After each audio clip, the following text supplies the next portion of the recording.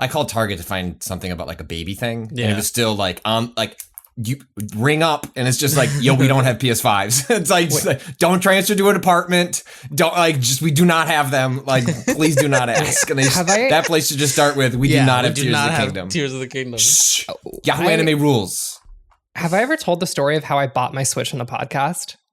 I guess not. Also, Rob, the podcast has started. I'm just letting you know. So, okay. To purchase my Nintendo Switch, which was my little birthday treat for myself, I was an age. No, I was 17.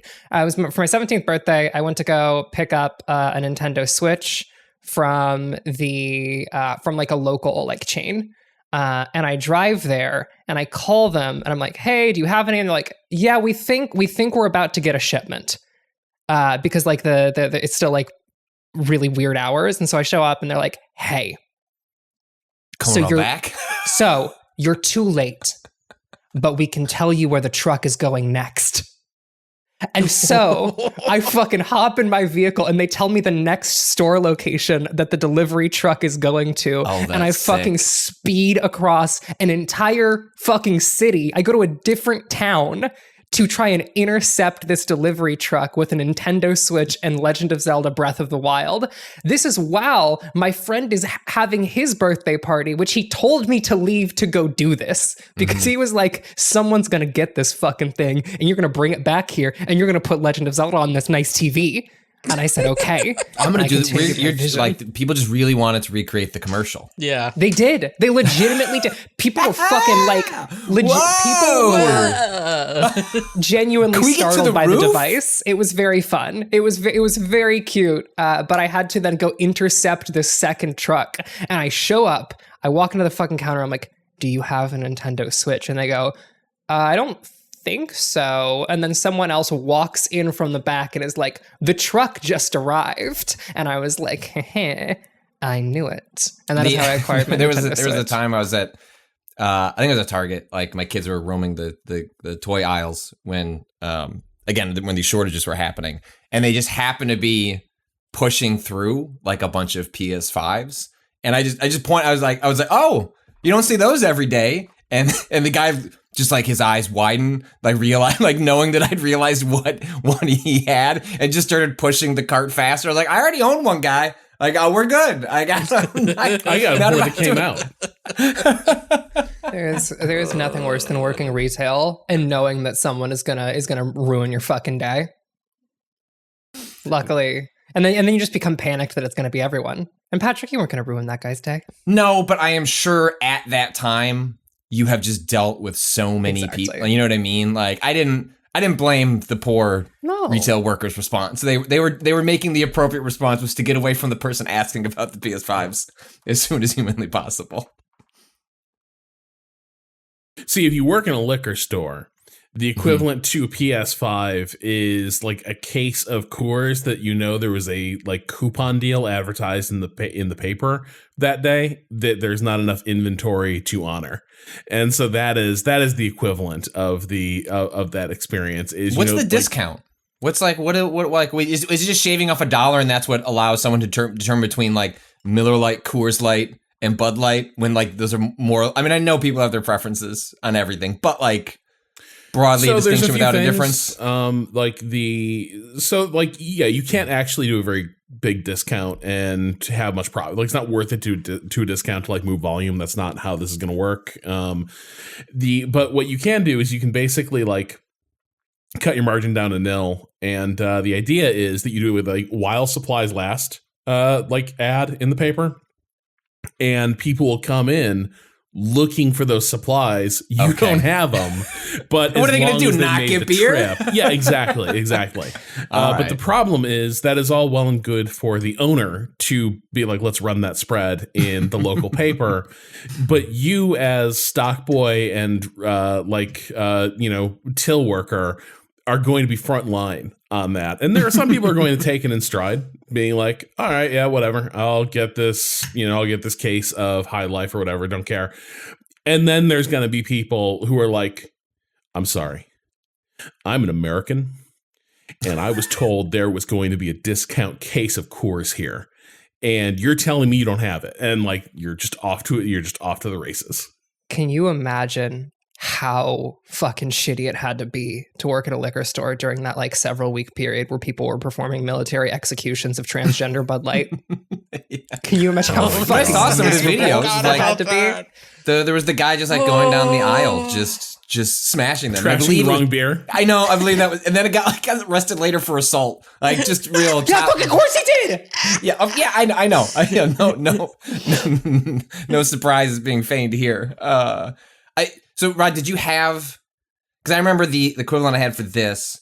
So I never worked at a liquor store, but I spent a bunch of time working at a Jewel-Osco. And like as a bagger, and then I was a cashier. And the big thing that was always a bit like coupons just aren't what they used to be anymore. Like it's just not really. It is a thing, but it is not. It used to be a coupon it's culture, a subculture, but now it's like it's become a subculture. It used to be just part of the culture. Was like snipping out coupons out of the Sunday paper was like a ritual for families, and like you'd save meaningful money if you were basing like your meals and stuff around them for the coming week.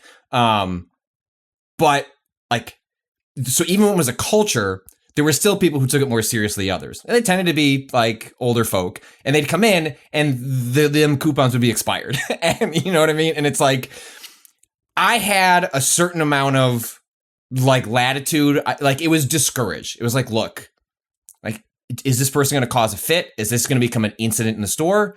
You know, within reason, just like, there was a way to like let the coupon through or apply it manually. And then it was just like, don't be an asshole. Like, don't lose the company a bunch of money. So I never really had any incidents, but that was like the room I had to work with. I'm getting the impression you did not have like an option B for the for military Dan coming in looking for the Coors. No, so not really, because like the owner was a like notorious cheapskate, but yeah. The other problem is like, there are people who've been conditioned to think that, like, of course, like, because nobody will want to make a fuss, and I clearly will make a fuss, therefore I can bring in any expired piece of shit in my little bulging envelope full of coupons and be like, I demand you honor this. And so in most cases, it's like, hell with it. Yeah, like, just get out of my line. I don't have time for this. So, like, there was some latitude. Well, okay, there was actually a ton of latitude, Patrick, because the one thing the store didn't have was electronic inventory and inventory connected to point of sale. Okay. So a little bit of a trust system. Really, ultimately, like whatever I rung up was the price. So like there were a lot of ways to get like, there were a lot of ways just like sort of look at it and be like, okay, I'll split the difference. Like, and just do it that way. Cause yeah, that's like, sorry, there's like 12 people in line. I'm the only person working the register. Like, this person has got to go. So you know what? I'm going to give you the deal that we're supposed to have in course. You're getting it on, a beer I shouldn't be doing this on. Right. Like, I forget, Corona like, or something that's like a couple bucks. Exactly. Like Coors Light had the nicest packaging, but it was like high life tier beer, really, if we're talking like in terms of price point. But like if I was like, I'm gonna like MGD, if I did that to MGD, that is a tier above Coors Light, and I'd just be like, fuck it. All right, we're out of Coors, here, have this case of MGD. But then of course, if you did that in front of other customers, then you'd cause other problems. Yes. You got that profound sense of injustice. But anyway, yeah. So like you would like a lot of times you would like if you were swamped and you just wanted to get people moving, fuck it, you get rolled on the coupon, whatever. If it's you and the customer one-on-one and they're being kind of entitled and you got all day, oh no, my friend. Oh no, there's no deals to be done here. Enter the debate zone. Yeah. Actually, if you see here, that says while supplies last. That's pretty clear language. And if we consult the case books on issues like this, if you were to secure representation, let me just tell you, we would win. We being the liquor store, but of course it wasn't we, it was the boss. And then I was just there on the front line. Anyway.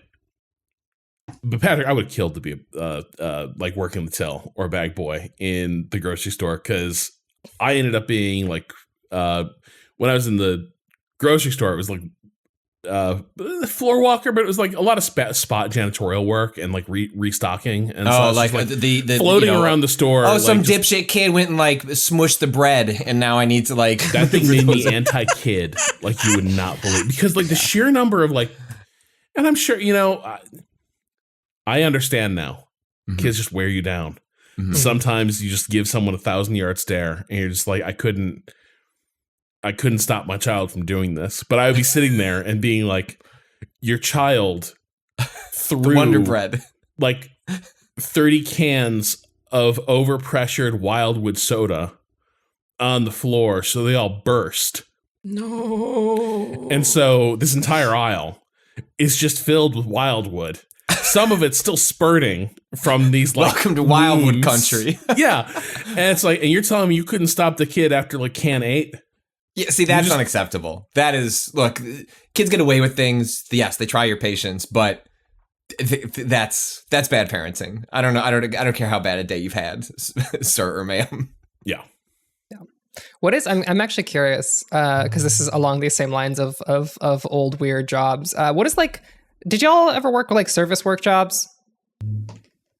Yeah. I mean, No, like tipped jobs, like primarily tipped jobs. No, I've like to this day am in. This seems like such a silly thing. In awe of like servers because I have horrible short-term memory. Like the ability to, I get stressed when like I like let's say I'm out with 10 people. And it's like, take everyone's orders, like go up and put it in, do the nice thing, like go stand in line.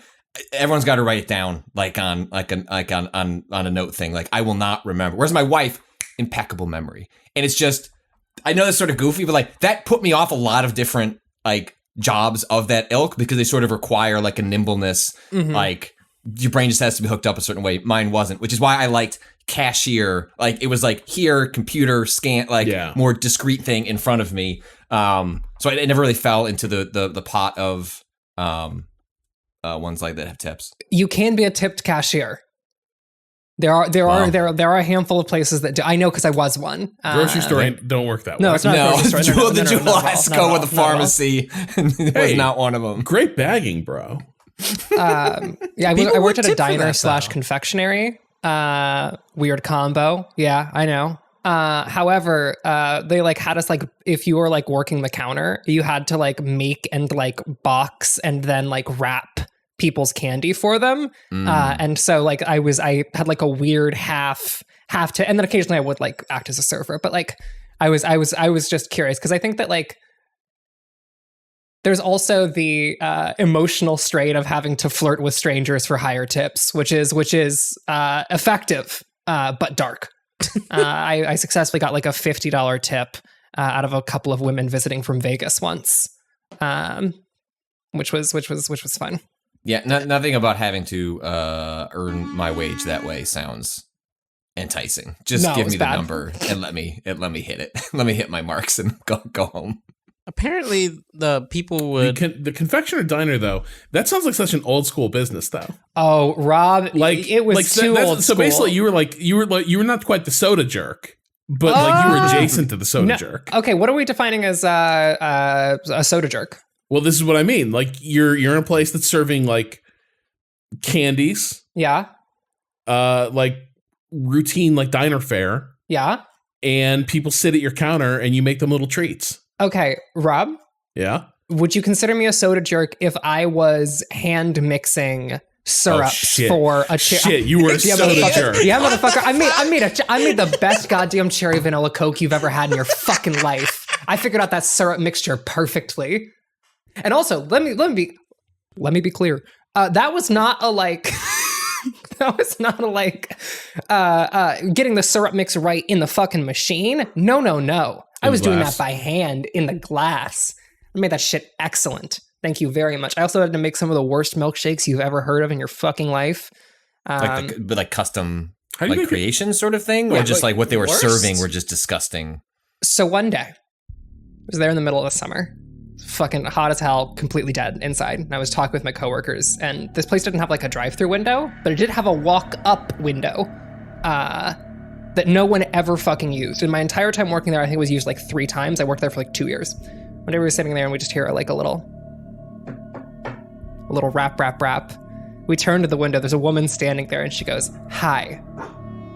And then we open the window. Someone, the guy who became our manager walks up, and she's like, "I'd like a chocolate milkshake, extra thick." And already we were off to a bad start. Make the chocolate milkshake. She says it was too sweet. She asks us if we use the syrup or the powder. Stupid question. Doesn't make any sense.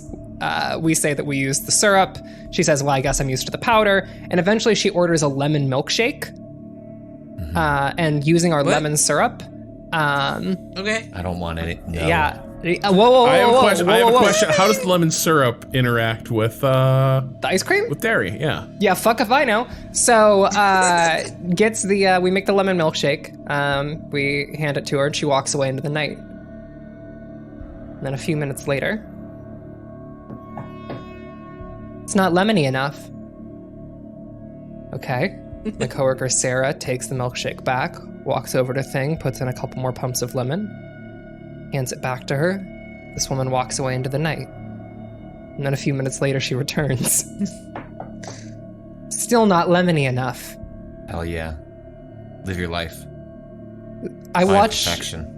my coworker put in enough lemon syrup that the fucking milkshake turns neon yellow. Oh my God. I am worried that it is going to eat through the fucking cup, eat through the metal table it is being made on, go through into the basement and compromise the structural integrity of the whole fucking building. She hands this woman a nuclear milkshake and she walks away. A woman returns a few minutes later and says it's still not lemony enough and Oh my asks for a God. refund. Yeah. Rob. Did you give the refund? We at Heggy's Confectionery did not do refunds. I were not a price in the year 2017 when this story takes place. Do, in fact, do refunds. So I walked to the cash register, removed $4.25, the price of a milkshake, walked over to the woman, handed her $4.25, the price of a milkshake, and then I walked out to my car, got my wallet out of my car, removed $4.25 from my wallet, walked back into the establishment and put it into the cash register. A few minutes later, we hear a knock at the window. I turn. The woman is standing there. I bought this during happy hour, which means that it was $1 off. This refund was too much. So here's 50 cents back. That's. Oh, wow. 50 cents and $1, two different amounts of money. But you know what? Yeah. Who's to say how that works? She had half a code. She had half exactly. So this is what, like, I think it's malpractice to have a place like that operating at any hours where there is not a bruiser of a line cook on premises at all times who can go do customer service in those situations. No, I had a Reddit meme lord for a manager. Oh no. Very nice guy. Yeah. Very nice guy. He was a father, an excellent dad. One of those dudes who in high school was just like kind of scary and no one liked him because he was kind of frightening. Then he had a kid in high school, totally fucking changed his whole shit. Very sweet man. Fatherhood fucking, shout out Noah. But that was the guy who interfaced and then he just gave up. He was not handling it. Yeah. Well, that is, Kyle, you should cut all of that. And when you have time, Yeah. put like creepy, like scary stories to tell in the dark, like music over that. Oh, Like that's we do an easy. edit on that. Yeah. Like Renata's tales of like soda jerk horror. Because every time it was, well, knock at the window that nobody knock like. at the window. Like, let's be clear. That person wasn't from our realm. That was a fairy. Yeah. Oh, 100 fucking Playing percent. pranks upon the mortals. Yeah. No, that woman had like one of the strangest energies I've ever encountered. And in it's a very human good. being. You handled her well, because otherwise she would have fucked you guys up. She would have ruined us. That That was would've like, been And you wouldn't have known. You just be like, You would've been oh, hexed. why are my crops desiccating in the fields? Why is Right. my mule sick? right. Like, I mean, like, this is like one of the two most cursed people I've ever interacted with. The other like Fae interaction I had was when a woman yelled at me in a Dunkin' Donuts for laughing too much and then threw $20 at me. I mean, $20 though. Yeah, it was $20, but that was a cursed $20, which is why I took that $20 and I distributed it across every single person who worked in the Dunkin' Donuts and myself. So I wasn't 100% cursed, just 20%. Being exposed to that many people on a daily basis is bad. That's the problem with these jobs. You just don't need to see that much of society.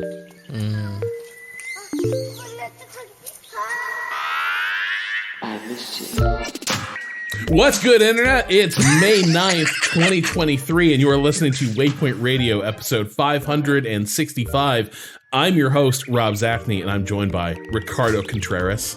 Putting the music in at 22 Patrick Klepek. minutes? Oh my god. Renata Price, you tried. Hi, I'm here.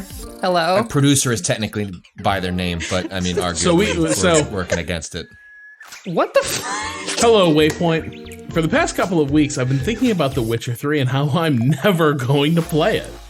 I've owned and had the game installed on my desktop for almost a year. I played the intro quest of this game 5 separate times, and after that, every other month I'd start it up, stare at the main menu, and then turn it off. This has left me with the same feeling I felt when I was 11 years old and attempted to read the Bible my parents had in our house. Frustrated and lost. I've decided that The Witcher 3 just isn't for me and have moved on. Have you guys ever felt this way or similar? Appreciate the response. I'm a huge fan of everything you guys do. Andres, 7 March 2017. Separate question related to this. A couple months ago, we went to a wedding, and my oldest kid stole a Bible that was in the hotel, brought it home, put it in their bag, and then I wasn't sure what to do with it. Well, hang on. The Gideon is, if it's a Gideon Bible, like kind of that's meant to be stolen, right? Like it's meant to. No, it was just like people to take that. We don't need this in the home. Like, do I just put it in the trash? Do you already have a Bible in the home? No, we don't. Well, then, maybe Jessica does need it in the home. Yeah, have you? Hey, wait, Patrick, have your kids found solace in Christ? She does ask about heaven, and then we're not sure what to say. She's hearing things at school, and then I'm not sure what to. Nobody knows. Nobody knows. Well, maybe Dad will find out and let you know. See, kid, you know how your friends sometimes say things that are like bullshit, but they've heard it from their parents, and like these things aren't true, but you just kind of have to be polite. Well, that's Christianity. I don't know what happened to that Bible. I told my wife, I was like, I think I'm just gonna put it in the trash. She's like, I'm not religious, but come on. And I was like, okay, well, I'm just gonna ignore this problem then. And I don't know what happened to that Bible. So good luck to it. I actually do have a feeling though that like, it almost seems like I've seen this pattern so much in my own family where it's like devout parents, atheist kids, like. Not devout, but is like the reverse, deeply agnostic. Is the reverse going to be true? There's a bit of that I've seen too, where it's like parents are like, I don't give a shit about like the church or any of that stuff, and then it's tough. So okay, like frankly speaking, what's tough about it is that it's weird to like talk to your kid about the absence of a belief, and then in a vacuum, kids just suction up everything around them, right? So they have some friends that are like their families are like. Not knocking down yours, but like they're religious. And so like she's heard ideas. And so in the absence of me sitting down and being like, hey, we think there is just a void at the end of this and darkness. Enjoy your life. If she's told, hey, like there's like a place for you to see, like, you know what? Like I would hope to be wrong. That sounds cool. Like I'd like to see my dad again. That'd be but sick as hell. I don't know that I can like I don't know if the responsible parental thing is to like dismantle this thing you've inserted with the absence of information. I just have to trust that like you'll make your own decisions as you get older, and then I'll deal with those. And that's sort of where you end up with things. But it does make it a little bit odder. I'm just like, yeah, like I guess there could be angels. I will say though, like I don't think a like hotel Bible is going to be an effective gateway into like Christianity. Like I'll just like I don't think it's as as a manual or strategy guide for the product. I don't think answers. I don't think it quite has the pull anymore that it used to. Anyway, so yeah, what are the games that like you've been sitting there and like I'm gonna get around to you someday. I'm gonna handle this. I'm gonna tackle this. Oh, just haven't quite found the time for it. For me, really, that is like playing most of Breath of the Wild, to be honest. I didn't get that until like that holiday season, by which point a lot of people kind of moved on. And I was playing it over travel, like a busy travel season, and it was too disjointed. And I was like, I'll come back to this like once I settle in back at the apartment and like have time to really put into it. And I didn't quite get there. I think in my head, I can't remember if it lines up this way. I feel like Stardew ended up absorbing a lot of the energy around like when I was like settled back, or maybe it was on a trip, and I was like, Rob's writing the greatest throwaway blog that did the most traffic for Waypoint ever era. Oh, that's right. I don't know if that number is actually true, but it's certainly top 10. I mean, it's certainly my all-timer.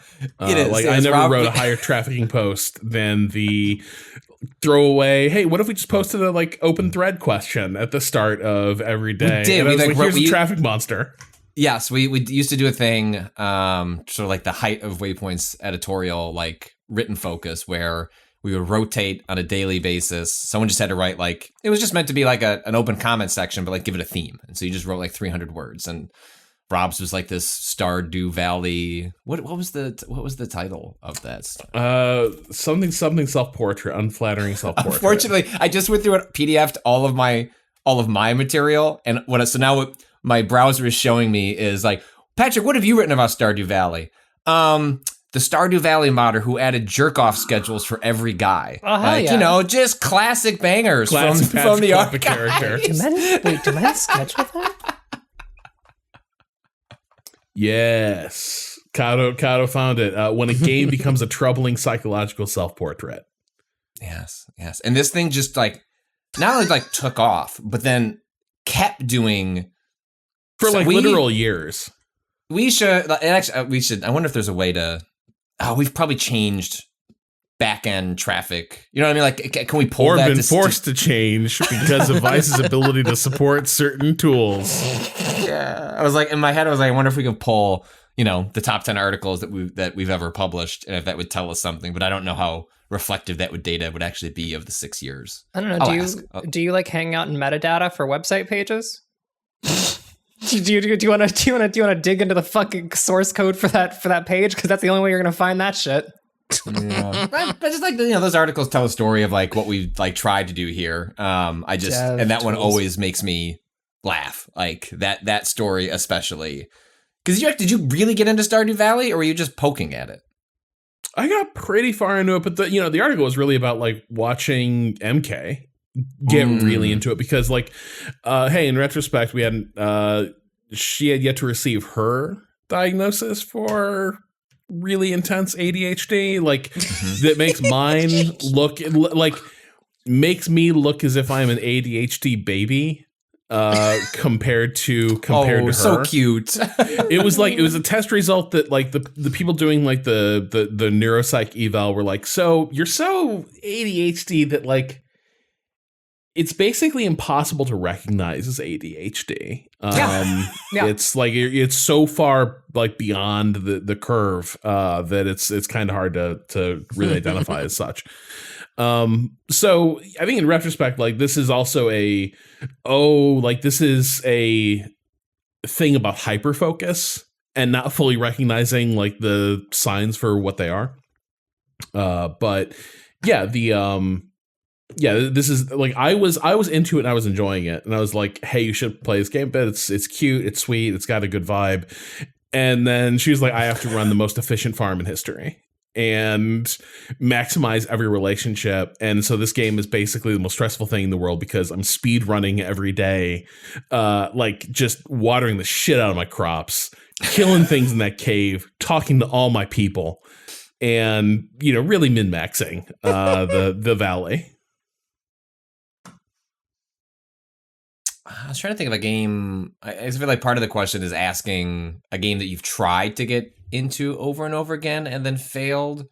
I don't have a ton of those, but like I know a game that like sometimes you'll play a game and you just need to recognize that like you're not enjoying it and you should just stop. Like we were talking about Fallout 4 briefly on the previous podcast, and like me trying to wrap my head around not really liking the like town building stuff, and like that was just like early indications that maybe this game was not for me, but like I like maxed like my time in Skyrim, Fallout 3, and Fallout New Vegas. Like all of those games are like 150, 180 hour adventures to me. Like not the way I normally play games, but I did literally everything, even the shit that was boring and I shouldn't have done because I just wanted to stay in those places longer.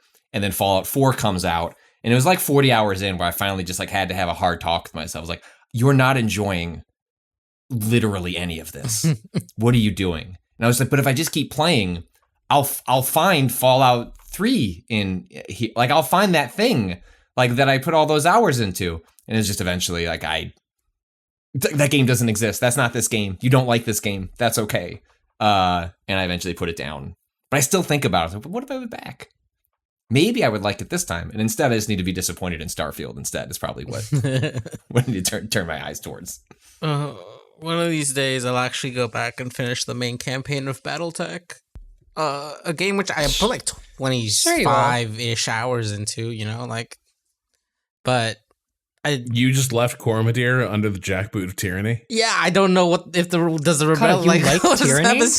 I don't like tyranny. No, Kata, and I liked like that tyranny? game. Well, but you like the status quo. I hit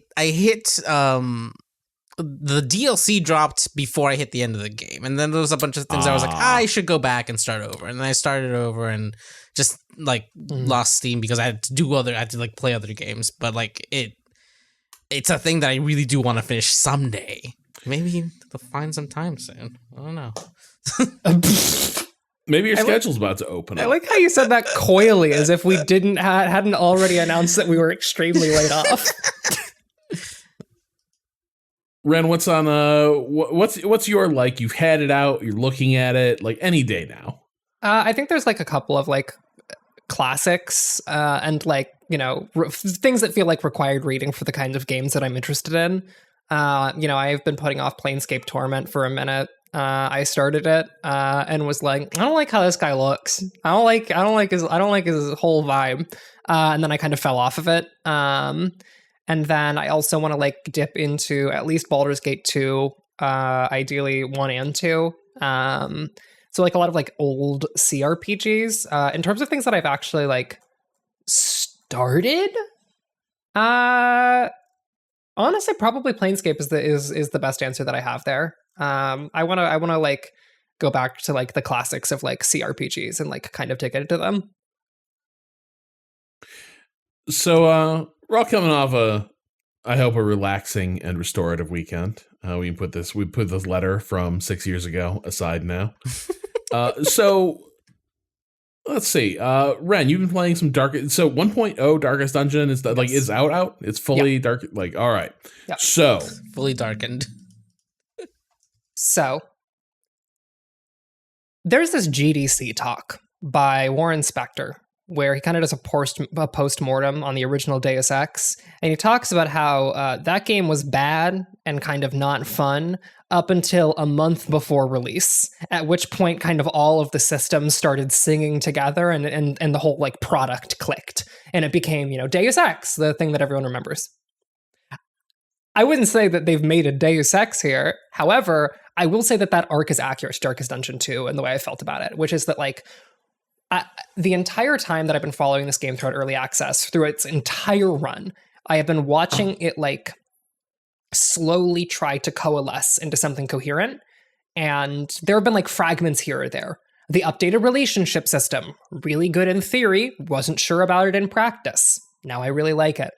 The progression, like the meta progression, now actually like feels satisfying and like makes every run feel like it was worth your time. The characters are finally really singing with one another and having like really unique like combo moments. So like if the original Darkest Dungeon was about like making a good character or making good characters and putting them in a party together, Darkest Dungeon 2 is about finding interesting compositions and like finding interesting combos between characters. So you're talking about setting up and paying off actions within the same turn, as opposed to one character setting up their action on turn A and then actually completing it on turn B. And I think that like it's really come together in like a pretty impressive way. the final character that they've added to 1.0 is like probably my favorite in the game right now. How much Darkest Dungeon did everyone here play? Just so I have a reference point. Patrick, none. Rob? No, like first act. First act? Okay. Kato? Nothing, remember? We played on stream. That was the whole premise. Yeah. So the Flagellant is a character from Darkest Dungeon 1 that does basically like hits himself with like a cat of nine tails and like does a bunch of bleed damage. And is this class that like does self damage while also applying bleed and like has some like support effects. They took that character in Darkest Dungeon 1 and made him into an undead guy and changed his damage type from bleed to poison. So now he's an undead who, by flagellating himself, gets poison all over people, and I think that's gross as hell, and it's really sick nasty. as fuck, and mechanically excellent. He is like one of the most satisfying characters in this game, where he is like constantly either sacrificing his own health to buff other people or unsettling other people to buff himself. And there's this like great back and forth of trying to keep him under control. And also he has like a different relationship to the stress system than other characters. It's really fun. And so like, I think that Darkest Dungeon 2 has managed to come together in this like final act in like a pretty impressive way. I'm really happy about it. Your big reservation was that it was like just obnoxiously difficult. And I'm curious where the difficulty ended up after like all that, because it just sounded like it was out of whack in terms of like its balance and how it all worked. Where are you at with that right now? So, Kato, you can probably also speak to this a little bit from the time we had with the game. I actually think it's in a pretty good place. We're like, from what we played together, like we died because we made bad decisions in that first run, but then the second run was like a lot more put together, and I think that like it is a game that does allow you to recover. It's hard to recover, but it does allow you to recover. It is not interested in like fully death spiraling you. One of the things in an interview I talked to Tyler and Chris, the co-founders of Red Hook. They was like talking to them about their like approach to sequel design and like ability design like writ large. And one of the things I asked them about Darkest Dungeon 2 was like one of the fundamental design pillars of the original Darkest Dungeon was that sometimes the game just kills you. That was a design pillar, was that like sometimes you go into a run and your entire team is going to get fucking wiped. That is not a pillar in Darkest Dungeon 2, but it is still true. Where like there are some situations where like you'll be in a run and then you hit a thing that just kills you. And that still feels like a bummer sometimes when like when you hit that. However, you also have that feeling of like really pulling it out if you come up against one of those things, and then to use Kato and I's recent stream as an example, have like 5 virtuous hits in a row where we maxed character stress meters and they self-healed and gave themselves a buff instead of doing damage to themselves and like ruining all of their relationships, which is like a random chance that can happen. And so like the feeling of like hope in the face of a world that can just kill you is actually like, I think, coming together really well here. And like that is the game's central theme. Is that feeling of hope in a world that can just straight up kill you whenever it wants. And it, it has the kind of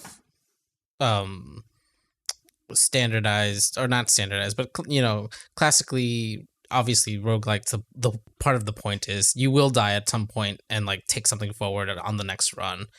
Yeah. But it had that thing where, like, there was that early boss that, you can push your luck on, and that was what ended up really kind of ending our first run. Was we pushed our luck. We probably shouldn't have engaged that boss, but no, we did anyway. It's just we did beat it, and we're left in a position where there was one person left on the team.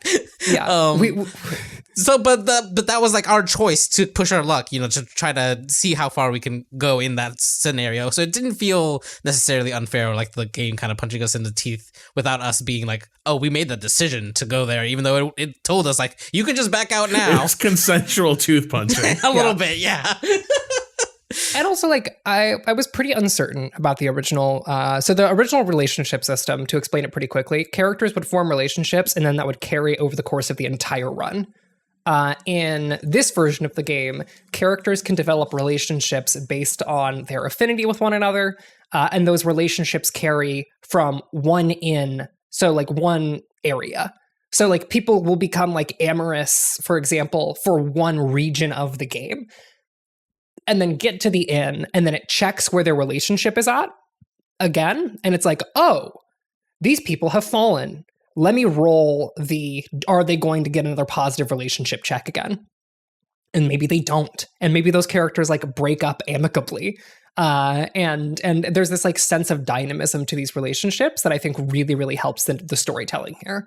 Because there were moments with the original relationship system that I, like, really loved. I had a set of characters break up in the middle of a boss fight, and then still manage to pull off the boss fight in its last seconds. Or another pair of characters got together in the middle of a boss fight that they eventually lost. And this like feeling of these two characters, like, finally finding hope within one another and then being ground to dust by this boss was like, that's a sick story. That is, like, a really cool narrative of these, like, two women at the end of this mission, just, like, going down together. And I was, like, sad that this version of the game, like, didn't have that. But I've actually come around on it and think that the relationship system that they've put in there is, like, dynamic in a way that the original one was not. And also, like, mechanically way more satisfying. The original system had characters, like, do interrupting barks to, like, be like, good job! Or you barely even hit him, to, like, piss each other off if they were, like, working with an enemy, or, like, sorry, if they had, like, a negative relationship. And instead, what they have now is that they just straight up buff one of your abilities. When two characters have a positive relationship with one another, your abilities just get stronger. And then the opposite is true of negative relationships, where your abilities get, like, a downside. So, for example, one of the relationships that Kato and I saw, every time we used one of our abilities, one of our other characters would, like, yell about it because they were annoyed by the other person. And in doing so, they marked themselves as, like, with a taunt. Because they couldn't shut the fuck up and let the other person just do their thing. And, like, I think that's, like, a really cool way to do it, where you still feel like there's counterplay. If you have a bad relationship, you can just play around that using that ability as much as possible, which makes it, like, a lot more intentional, which I think is, like, the greatest strength of Darkest Dungeon 2, is making, like, player decision and player choice a lot more intentional throughout the entire experience. Well, it sounds like a long way off from where we were about a month ago, as you started alluding to up top. That's really good news for Darkest Dungeon 2. Look forward to hearing more in Waypoint Radio down the... Oh, no. We're running out of road for this podcast. Oh, no. We may never revisit that. We're going to take a quick break here for some ads, but before we do, I have to read an email per the new rules. Mm-hmm. Dear advocates of an egalitarian mixed economy with great public services, including free healthcare, fewer cops, fewer guns, and different personalities, but also sweet merch stores for the jealous, can someone play MLB The Show if they don't know anything about baseball? I love sports and watch almost anything. However, I never got into baseball, and as a European, I know nothing about it through cultural osmosis. And yet, this game sounds good, and I have Game Pass. Can I make it work? FCGH, Ryan. So, I think yes. I think, like, everything I hear about cricket doesn't entirely sound totally alien from baseball. Like, it's alien enough that I have trouble following an actual game, but, like, in terms of, like roles and, like, roster construction, I don't know. There's some commonality, but I think the big thing is baseball's also slow, right? Like, that's the advantage you have. Like, most of the game is people standing in place, so you know what I mean. Like, figure stuff out. There are individual, when you watch hockey or basketball or football, you are watching a sort of, like, symphony of, like, individual roles play out at once. And that's not to say that sometimes that doesn't happen in baseball, but largely it's like pitcher throws ball, batter hits ball, which then involves but it's like, it's very individualized as opposed to, like, 12 things happening at once, executing like a choreographed play, which is, I think, where some of the aesthetic stuff gets confusing. Kato, you were going to say something. I was just gonna say, there's no out of bounds, so there's a lot less hopping and catching the ball in baseball than, I mean, there's foul. Sure, but I mean, did you see that thing about cricket where like there was like a rules like dispute about whether or not you could touch the ground and be out of bounds but not touch the ground, catch the ball, throw it back to yourself in bounds, land and run over and catch it? There's like a whole thing. Oh, so they ran into an infield fly rule situation. Like basically they could yeah, if the ball was going out, if you jumped and were in the air when you made contact with the ball and then tossed it back inbound, landed, went over and caught it, like it was still good. That should be allowed. Yeah, that should be IMO. allowed. But that baseball is missing that, is what I'm saying. Like comparing baseball to cricket.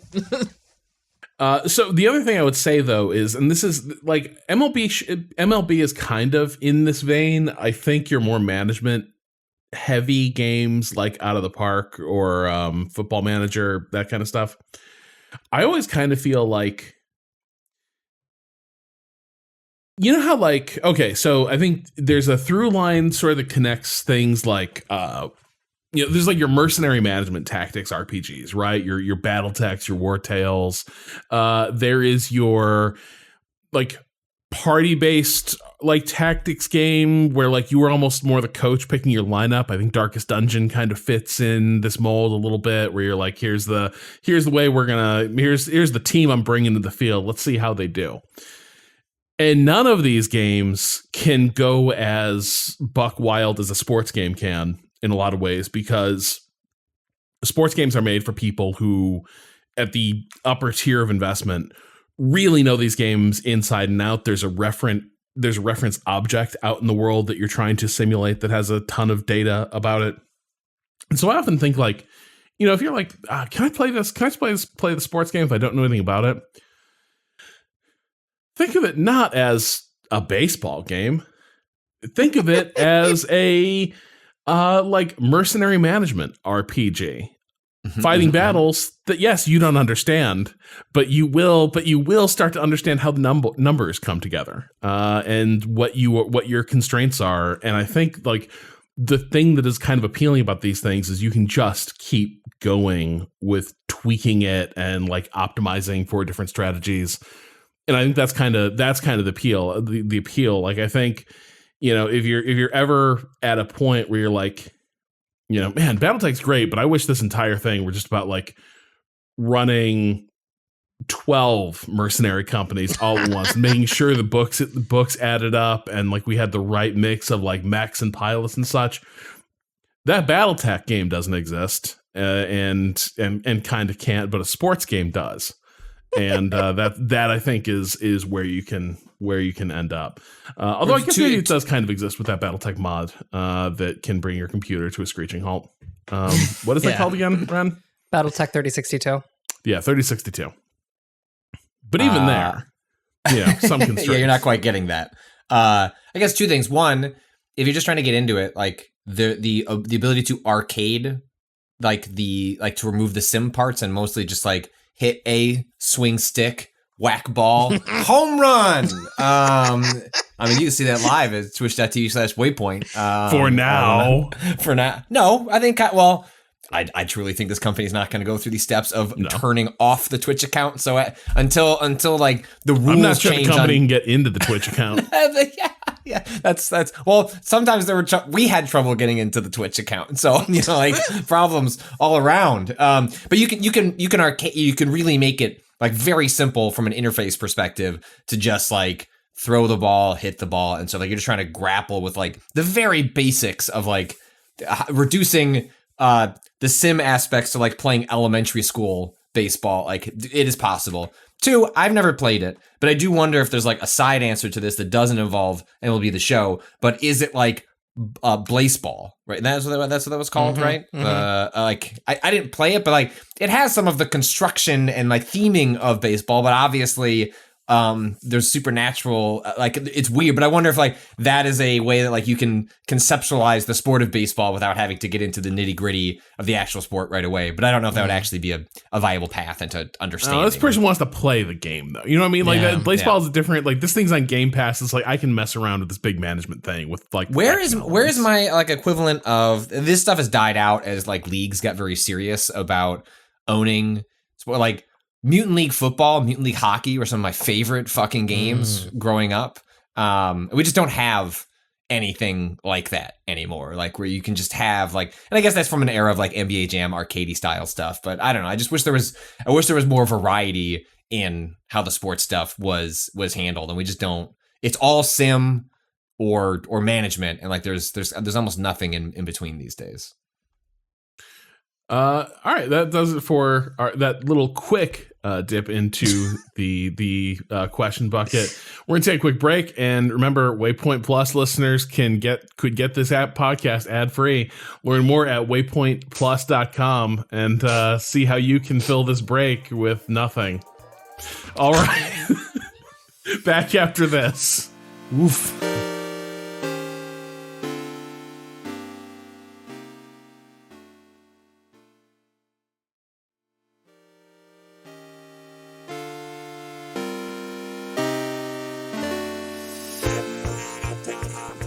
Okay, so this weekend, I was like, I'm going to give Redfall a little more time. Another chance. How'd that go? Ooh, look, we can be optimistic. We can hope. So it was weird. First of all, I gave it many chances. I will say it was not really time well spent because there were a lot of crashes. A lot, like in my weekend with the game, there were quite a few crashes that would sort of bring things to a halt, and you have to go through the whole like 5 minutes of like getting back to where you were, and then because of course like you're not saving mid mission, each time you get a crash, you're sort of kicked back to the firehouse, and it's like I guess I start this run from scratch. But the thing that was really startling, and I don't know if this is just like patches taking hold during the time since we played it, but I was surprised how different it felt, not just in terms of playing alone and sort of like having that solo play style, but also in terms of in places it felt like it was a different game with a different level of dynamism in the game world. The thing that really startled me was when we were playing together, it felt consistently inert, like we were walking around like an empty MMO server almost, and just like shooting like dipshit AI enemies and such. And it was just like really, really passive. The game there was nothing happening in the world, very little to react to. Just you turn a corner, like, hey, there's some cultists and a vampire, and we just shoot them, and that's that.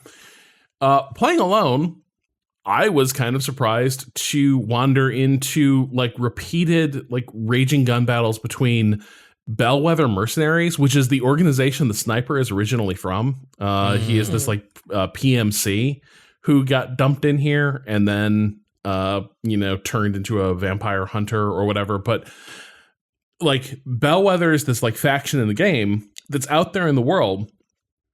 And compared to the human cultists, they are recognizably different. They are much better equipped. But the thing that is really striking about them is all of them are carrying huge like laser sights on their guns. So visually, they're very cool because when you see a Bellwether squad moving through the world, their arrival sort of heralded by sweeping red laser sights, like sort of swinging across the landscape. And then they will get into it with cultists and vampires, and you will like run into absolutely wild raging gun battles between like this mercenary army and the vampire army, and it's absolute chaos. And also they will open fire on you if they see you, but they will prioritize vampires as well. And so like you kind of have these like 3-way gun battles between you, the vampire faction, the mercenaries, etc.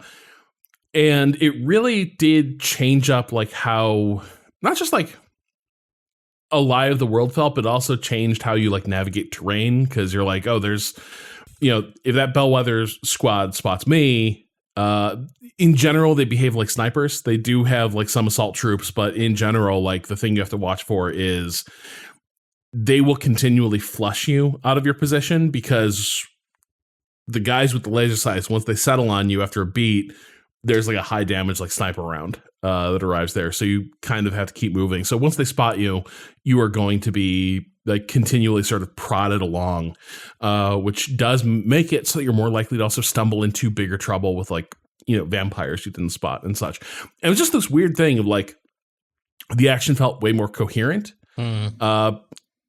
AI enemies like fighting each other, fighting you, like running around, taking cover, you know, doing a lot of like more interesting things than I was seeing during our session, which was people just trooping along a path and kind of just marching into your gun sights until like they hit an aggro radius and would finally like start shooting back. And so it was such a weird experience playing the game alone that I was like, is it that like even in a matter of days, the game was just some of the stuff happening in the game has like gotten better by patches, or is some of the way the multiplayer is working, and like clearly it was so shaky. It was like barely holding itself together. I don't know if this makes any sense, but is it possible like entire features were basically not activating during our session? Maybe. I mean, I came across one of these fights as well in the brief time that I was playing solo, and was struck by like, oh, right. Okay, this probably explains why some of the Far Cry, like, well, Arcane was making these comparisons, but saying like, hey, actually, we don't think this game is our take on a Left 4 Dead, but is actually closer to us trying a Far Cry. And if you were to imagine a game with a sprawling map, vampires, factions, like, you would imagine a lot of scenarios like exactly what you're describing, where, hey, the things will be happening in the world and you can choose to or to not interact with them. And you're absolutely right that we got 0 versions of that when we played as a group. And so I don't know like how spawn counts are, you know, like affected by having multiple characters if we are just not running. We just had a bad right, because Kyle was saying it always felt undertuned. It always felt like there just wasn't enough. So I will say this.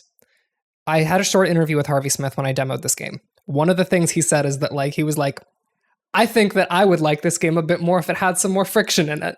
And like, you can so clearly see once you like realize this, like the Far Cry comparison or the other game that was referenced, the Stalker comparisons, you can see like the echo of what this game could have been in those moments. The world in which you have to really fucking scavenge to be able to take on these vampires and to be able to like, you know, navigate these like factional dynamics.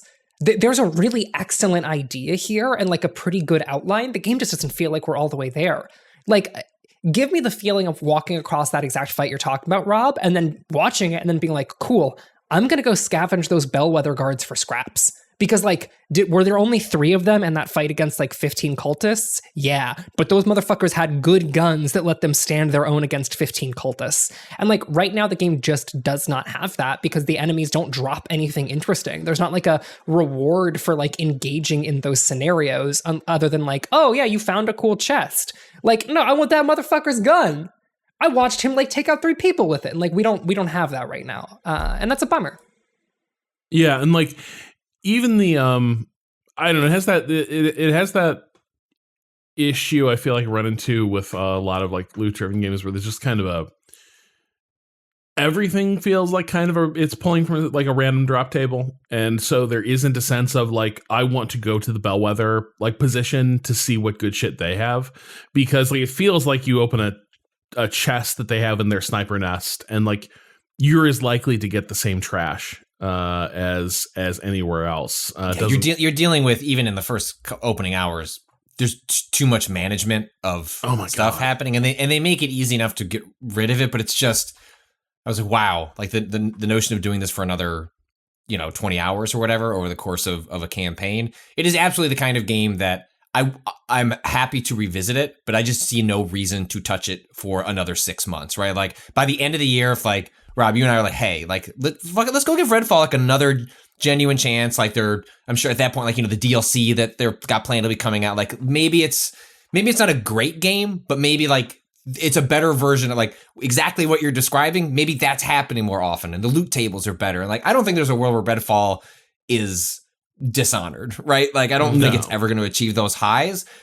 That said, I think there is enough here that you could stitch together something that was pretty fun. And especially if it's like you have a Game Pass subscription, I hate like using that as a qualifier because it's just like it's kind of condescending. But, you know, I can imagine a version of this game that was fun and like a good thing to do with some friends, even if it doesn't feel like it has hit the really high highs that Arcane has in the past and we've sort of come to expect from them. And I think it's fine to expect that from a studio that you expect, hey, when that logo appears, like, you know, maybe not necessarily from it has to be this type of game, but I expect this like class of game to go along with it. And I don't think Redfall is going to quite get there. But like you see windows of that, like in that. And it's like, I don't know if they'll be given the chance to do it. Maybe the team is not capable of it. I don't know. But there is a world where like this game is a more cohesive, interesting experience, even with what is in front of it right now. It really feels like, I don't know how or why, but like the multiplayer of it all feels like is the thing causing the most issues, honestly. Like, I mean, they hadn't made multiplayer games before, right? Like, this is their first stab at that, as far as I know. Yeah, Prey didn't have anything, right? I don't think so. I don't think it did. And like, no. I mean, like, when I did like the opening mission by myself, I was like, okay, this is like not blowing my socks off, but there's something interesting starting here. When I did like, I got up to like level 3 with a solo character before we played, and then it's just like the world felt so much more dead when we were all together because like it like does it doesn't adjust. It was like it turned off. Yeah, it like doesn't. I don't think it even changed really. I think it just doesn't adjust for more people existing, other than like maybe giving the enemies a little bit more health or something. But like, I don't know, like the density we didn't feels we didn't see it wrong. once. Yeah. We didn't see it once. Yeah, and like that feels is that what's so odd about the state that it's shipped in is like, is it just a glitch, right? Like, is it clearly like, you know, this is oversimplifying, but like on the back end, like that just didn't turn on. Like those things are just not spawning in the world. Like it's impossible to say. We also never saw the Rook, which may be a later addition mechanically. Are y'all familiar with the Rook and what that whole thing is? Mm. Okay, so this game has like a world boss that like roams the world, and like every time and this is why the stealth system is important, and the like why it is important to like kind of like be a little bit more stealthy.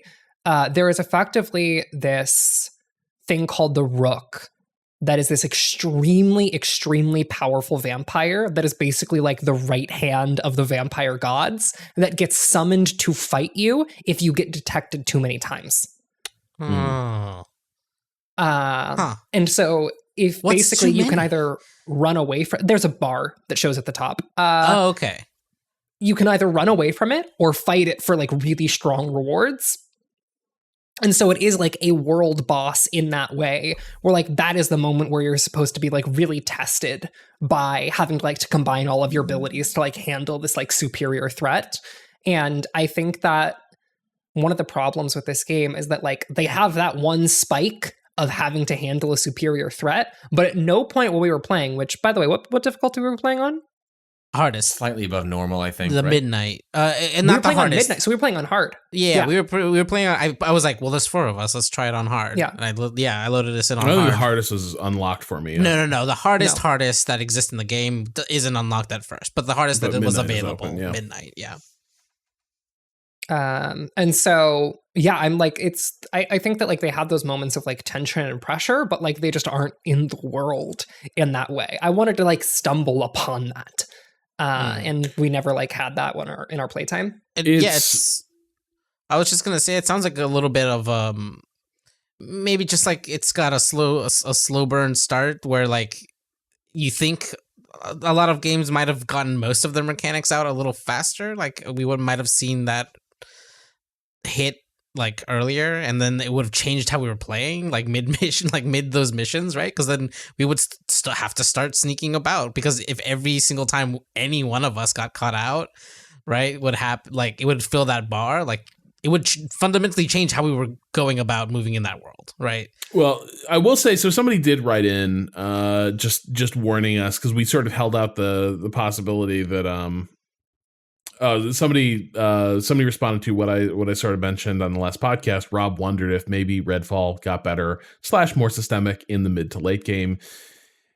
It does not. I don't know exactly how far you all played, but that first map puts you on the one that might kind of feel like the tutorial area. That's 50% of the game, and you will see every enemy type by the end of it. The missions immediately before the Vampire God boss fights, where you do some more Dishonored type stuff, are the only things you probably didn't get to that are different in a meaningful way, and there's only 3 of them in the entire game. So I played one of those. Yeah. That was what the press event was playing the pre-Vampire God mission for the Hollow Man. It was the best part of the game, and I've seen nothing like it so far. Like that sequence was built around quick spoilers here. Do any of us care? Do any of us? No. Okay, thank God. Basically, that entire segment was built around going into the house that the Hollow Man used to live in. And like finding dolls by looking at a tiny dollhouse version of the house on inside of the attic. This was I was looking at this B-roll when you went to the event, and I watched a chunk of that level, and it was the most arcane, like arcane, or like even just traditional single. Like it looked good. It looked good and interesting. I was like, oh wow, this is what you're running into while you're exploring this bigger space. Like, oh, this could be good. Yeah, I like had this experience of like, how the fuck am I gonna find these dolls? Because I found one of them just like in the world, and then I was like, well, where are the others gonna be? And then I remembered where I found it while I was looking at the dollhouse where I placed it, and that feeling of like, oh, I see how I can go about doing this. The other thing that like happened in that sequence was right before I came up upon that house, there was like a group of like the like spotlight vampires that like detect you that were like hanging out there, and I like managed to like physics and like platform my way onto a building that I wasn't sure if I should have been able to get onto behind one of them, and then did like a silent sniper rifle sequential takedown of all of these like spotlight vampires before engaging the cultists underneath. And like that was the best moment of the demo for me, was that little sequence there. And there's just like the fact that there are only 3 of those missions in the game is such a fucking bummer.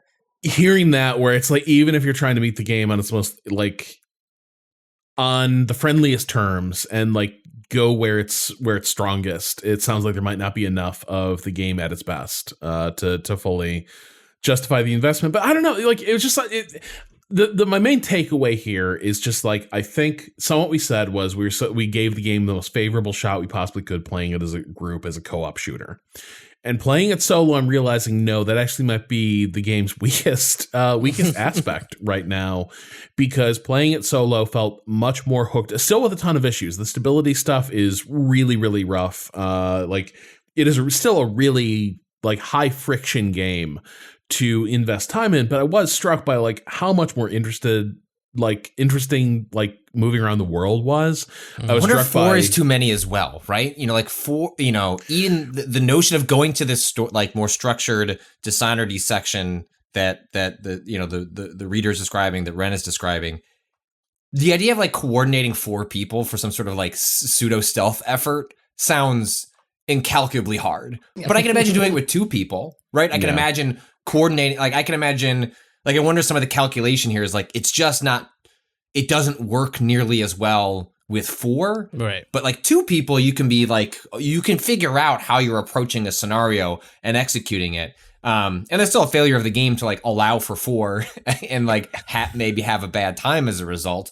But I wonder if like the secret there is like actually like as a co-op game, like a 2-player co-op game, maybe that ends up being your sweet spot on some of that stuff, because it's very easy to imagine like coming across these wider scenarios and having a lot of fun with 2 people where you'd be able to maintain some level of like going loud and going quiet. If you'd like to learn how hard co-op stealth is, you can go back to the man-hunting crossover streams where Rob, Alex Navarro, and D. Lucina and I played Payday 2 and fucking slammed our head against some of those goddamn missions. Yeah. Hell. Yeah. Well, this is harder than 4. Like, I mean, that's 4 people with a gun.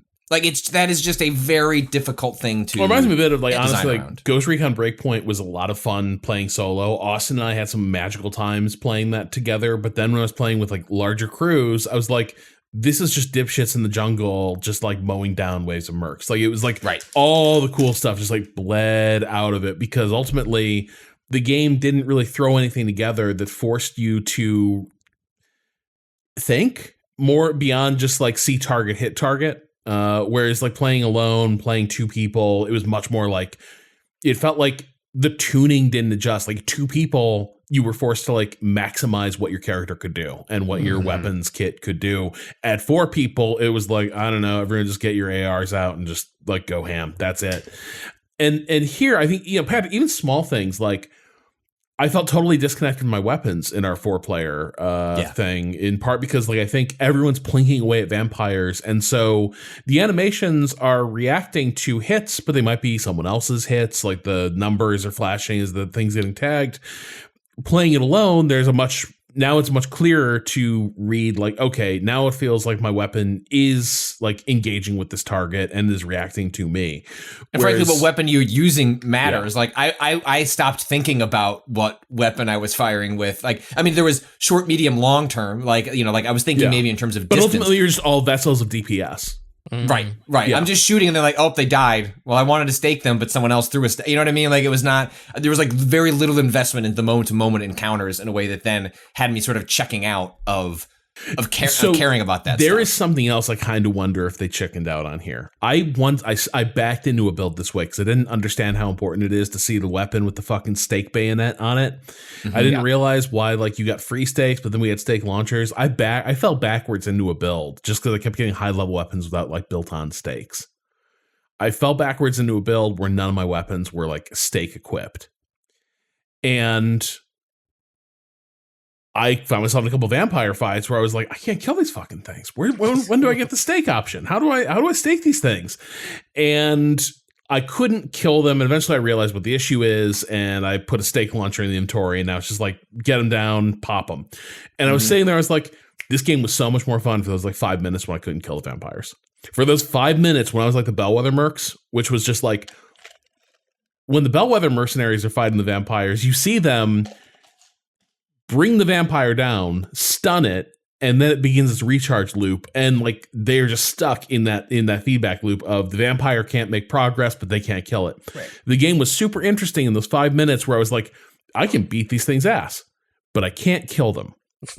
And I almost like felt like, was there a version of this where like having the assets to actually kill the vampires was going to be slightly more metered?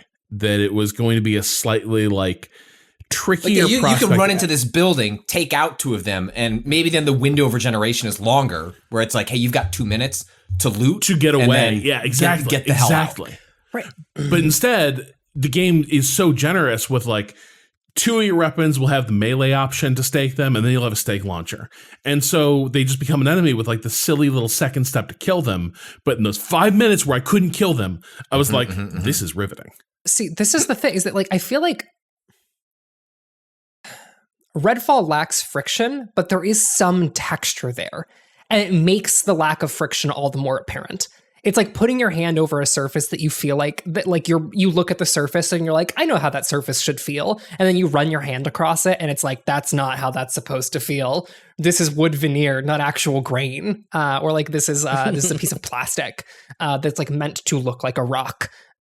This feels weird and bad. That is how Redfall feels at times for me, where you can see everything there, and then you touch it, and it's like, ugh. Yeah, it's like the last thing I'll say is, I did this little the popcorn popper mission turned out to be pretty good. You go into the old timey theater. It's a very arcane environment. It's very well realized. The idea is a vampire named Lumiere has taken residence and is making the Hollow Men cultists bring them food. Effectively, they've got a recruitment center set up out front of the theater, and people think they're like, I'm throwing in with the vampires, but they're actually being fed to Lumiere. Also implied in this is, again, kind of cool world, but they're running out of humans to eat. Yeah, there is a like, they have depopulated the food stock of Redfall, and there is beginning to be like a blood shortage crisis that the vampires are up against, because like they're starting to look at the cultists like, well, we could just eat them, and the cultists are aware of it, and all this is starting to get like unpacked in sort of the dialogue and the notes. But anyway, so I tried to fight Lumiere, and one, it just wasn't going to go well because I snuck up on them. I went invisible, busted out my like heaviest, nastiest sniper rifle. Again, they didn't see me there, so I had all day to like line up that headshot, fired, took off like 1 pixel of health on their bar, and then they brought the fucking Vex shield up. And I was like, oh, this is not gonna go well for me. I've seen this movie before, except now I'm stuck in the basement of a theater with this thing. Yeah. But the other thing that was crazy was the world went black. And I was stuck. Kyle, do you remember at the end of the single player campaign for the Taken King? You end up in that battle where there's like a pool of fog around the very small area of play that you can see in, and then beyond that, things are just coming in and out. Yeah. That happens, but it's centered on you. Right. Like as you are running, the 10 feet around you become visible, and beyond that it is a black starless night. Oof. And so all your ability to control distance and see threats approaching vanishes to nil while you're fighting this vampire. It was scary as hell, and seemed like it would have been a really awesome time. I couldn't finish that boss battle because I didn't have the gear for it, but it was like there are cool ideas there. Yeah. Mm-hmm. And it's like, yeah, it's a weird thing because like I came away from the 4-person experience being like, this thing is irretrievably broken. Nothing here is working. And playing the solo experience, I came away much more like, okay, there's something in it. I don't know if it's good. I don't know if it's like going to get to good, but like it's a hell of a lot more interesting than it was when it was like 4 people wandering around the world, just like popping shots off. And then, that point, Renata made about, did they just chop up one character into 4 slices? You start to wonder, is the original sin of this game at all choosing to engage with more than a single player? Because if you start to work your way back towards what the game is doing well, despite all that, you can start to imagine. And again, that just takes you back to, maybe it's wishful thinking of like, well, that just takes me back to the games they always make. And like, does that make any sense in this environment these days? And this is the entire reason Redfall exists, is because perhaps understandably, it's like, look, the scope, scale, budget of these games, just immersive sims are difficult to make in this environment. You'd hope something like Game Pass would allow you to kind of buttress that a little bit and get away with it. But, I don't know. This game was in development long before the acquisition stuff occurred, or is roughly around the same era.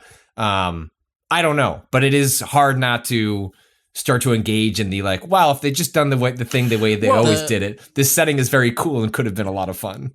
Is there a bit of just to like get this thought out? Is there also a bit of like, is this game the product of, I don't know, say at the time they begin concepting this, like it's still the traditional arcane style game hasn't like really met ZeniMax's expectations. Like we need to think about something like broader, like appeal, and with moving into the Game Pass world have made it more feasible. Just be like, fuck it, like make another Death of the Just make Outsider. the game that you're good at. Yeah, right? just do that, because like our business model will let you do that. But instead they're kind of stuck with this thing, which was very much it feels very much like the pitch at least may have been a one for the studio type of thing, where it's like, show us. We've had that conversation how many times? Like, what is the future of the immersive sim? It is probably trying to find a way to broaden it and take the elements that people adore about it and fit it, awkwardly or not, into other shapes and sizes. And like, this is I think a clear example of an attempt to do some of that. And like, the results are, painfully awkward, but I think maybe like fall within that, like, shit, how do we do both? How do we keep what the studio is good at, but then put it in a framework that's more commercially viable? And I guess, yes, you would hope, Rob, that maybe one of the consequences of this might just be like, hey, yes, teams should do the things that they want to do and they should feel free to experiment.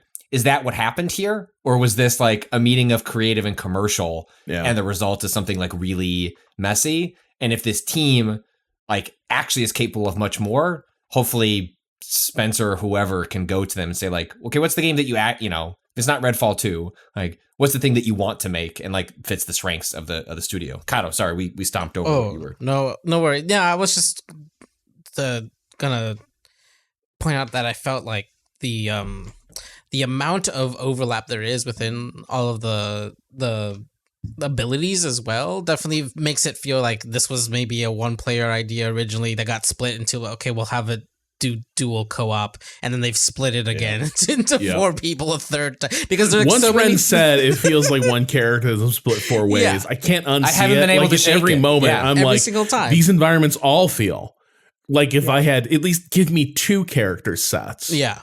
it would Exactly. be more interesting than And what's happening here. And it almost feels like it might even be like Patrick was alluding to earlier, just still okay multiplayer with 2 people, right? And like you can kind of mix and match which 2, because there's again a lot of overlap between like this one has movement abilities that'll help you get up to higher places. This one has a little bit of healing depending on how you like go down the tree. Like it feels like the tree is mostly there to fill in the gaps of, well, these are the 2 that you have available to you now, so one of you is gonna have to go healing instead of damage in your ultimate or whatever, right? Like it definitely feels like that's what most of the web is filling out, is like what combination of 2 or 3 or whatever.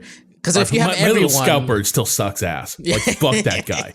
Like I sent that thing through an alley because I was like, I can't see what's around the corner. So like, Bird, go. Bird couldn't see shit. Bird like missed guys standing around the corner. Aren't you supposed to send it Dipshit through Raven. walls? Isn't that the whole point? I was either way. I was sending it, but like they were in the radius. Like I was sending it. It was in the. up an It wasn't alley, working. and it was wasn't working. literally around the corner. Yeah. Yeah. The last point I'd make, that because I think it sort of encompasses sort of like the broader point that we're trying to pick at here, is that, and I think we're seeing a lot of this with Suicide Squad as well.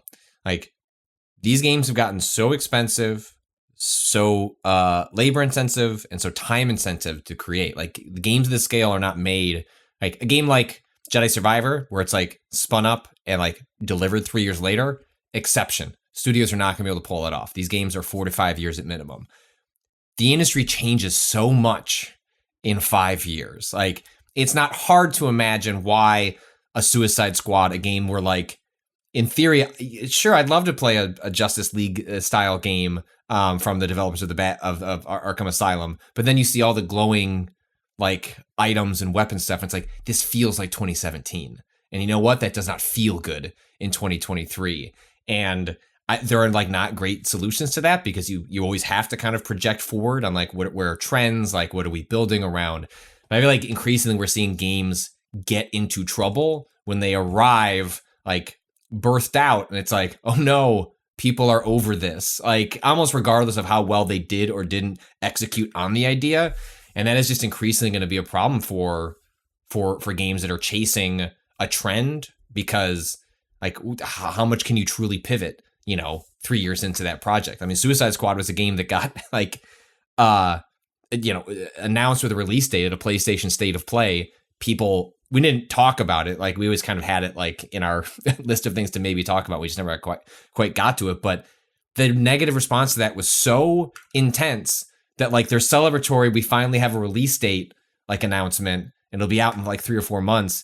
Immediately the game was delayed by like 9 months. And I can only imagine it's to try and like strip around what they have. And it's like, ugh, how do we not like make people curl like back at what we're doing, even though that is the game we built? And it's like, that's a really tough question to answer, but I think it's facing a lot of these games. Patrick, you mentioned Jedi Survivor, being a bit of an oddity, but you also had an experience this weekend. You were saying like the game has not truly begun. The scales have fallen from your eyes as to what this game is. Yeah, so I've quite liked Jedi Survivor, when we chatted about it last, and then Kato, so the crossguard is the final. Like the game doesn't have weapons per se, right? But it has stances, and those stances then change the lightsaber in important ways. You will have like the game starts with your standard, like got a lightsaber in your hand and you swing that around. And then you've got one that, splits it in two. So you got like two tiny lightsabers. You got one that like makes it to a really big lightsaber that like is used for wide attacks. You've got another, the blaster one that is like a blaster in one hand and a lightsaber in the other. And then the final stance that you find is called crossguard. And it's just like, yo, does it make sense that this lightsaber is going to suddenly feel like it's 5,000 pounds? No. But would it be sick as hell to just sort of don't worry about it and essentially have like the equivalent of a great axe from Dark Souls in a Star Wars game? And it turns out it rules. Like, it feels so good to be like parry. And each parry, which are like harder to execute, and like your attacks are like so sweeping and slow, like it's just dismantling their stamina. And then this poor little motherfucker is just standing there, and you just sweep back with just like the longest 3-second animation and just rip through their body. Sounds and pretty dark-sided, my friend. I mean, look, the Star Wars is a series that like dances around the fact, or like as a franchise dances around the fact that you have these sabers that can cut through things and should be dismantling like flesh constantly. And although Fallen Order did this a little bit, and I think Jedi Survivor leans into a little bit more of like, look, limbs are just going to fall off. Limbs are falling off all the time in Jedi Survivor. And so that part, like, look, it would just happen. Even the Jedi with the best of intentions would have to execute a QuickTime sequence in which they rip off the arms of a noble beast that they have encountered into a cave. It's just it's the most fundamentally different playing stance in the game. It makes it feel like just really different to be in a fight where you just like, again, you feel like you have a very heavy weapon, because the other ones, all the other stances feel like it's just a variation of a fairly fast weapon. And that this just, like, it has become my favorite stance immediately. It is the primary way that I play. There is probably something to the fact that it feels like the most Soulsy. Like, I just feels like, oh, I've dropped into the Star Wars aesthetic, but also now I have like a giant greatsword that I'm swinging around as well. But I get the advantage of being able to just quickly switch to something really fast to like deal with like combat in a different way. And it's awesome. It feels good. And I cannot like, you just get crossguard pilled when you get there. It's like, oh shit, I know that I have 2 slots for stances. I don't anymore. I have crossguard and then I have another one that I need to switch every once in a while, kind of for variety's sake. Yeah. I mean, I've fallen into dual wielding and crossguard are the two that are like, I find like, as like I have a fast one and a slow one, and like that has made me a very happy playing. But it's so good, and if anything, it like sort of makes me wish, because I've gotten all the stances at this point, and there's still powers to unlock and things like that. But it's more like in the movement ability section. I know they've said they want to do another one of these, and it's like, I hope the response to crossguard like is such that there is just a, man, like, who cares if it like makes sense? Like, this is sick. Like, just lean into the fact that like, let the lightsaber be a fundamentally different type of weapon based on like movement speed and like player ability, because it would be fun, and just like sort out the lore details, later. And it kind of feels like that's what they've done here, and it's tremendous. It's really good. I had a great Uncharted-y sequence. Like, the exploring stuff has gotten better now that I have more movement abilities. It's just, it's a really great game. I think a really great sequel to what was already a pretty good game in Fallen Order. Fuck yeah. Mm-hmm. I did. I say that multiple times. Like, it's a game whose combat the way I describe like Fallen Order and Jedi Survivor's combat is like, I like it. I don't love it, but I like it, and it fits a style that I find very pleasing. And then I got the crossguard, and like the fuck yeahs emerged. Like, there's a very specific, like that kind of feeling that you get in these types of games. I don't think the enemy design, I don't think the animation design is there. But this weapon is like the most like, oh shit, I just stepped into a From Software game, which is like the highest compliment you can probably give to a game that is trying to play in that space. And it's still doing its own thing. It doesn't feel copycat, but it's like every time I collide with that parry and then set someone up in it for just a sweeping attack it's delicious. It's extremely good. So Kato, keep playing, and then let me know. I'm excited. When you get there, like you'll know, like Right. the first time you swing it, you'll go, oh, okay. Yeah. I know what this game is now for me. All right, well, we're coming up on the time where we usually start wrapping it up. Shall we dip into the question bucket here? Ooh, let's go swimming. All right, let's decant another vintage question. You Alex didn't writes, do one between Redfall and Jedi Survivor. Rob. Rob, you broke the format. That we invented a podcast ago. preciously observed every episode. Oh, that reminds me. Well, now Waypoint. Let's dip into the question bucket before we call it a day here. Remember, you can send us all your questions. All Or right. maybe not too many of them. Yeah. You can send us all our questions. I mean, I'm sure we'll do some sort of question-a-thon Hey, at some point. Listen, you can wonder. That's true. You can Hey, imagine folks. how we might have answered it. Give into the astonishment of not having your question answered on this podcast. As Alex probably did after we didn't respond to this when it was sent 26 March 2017.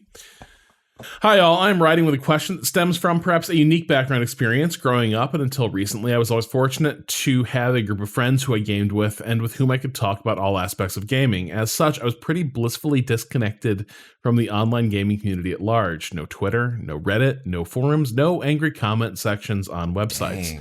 The extent of my interaction online would be checking websites for news, and then I had a small group of like-minded friends that I could always talk and hang out with. It was pretty great.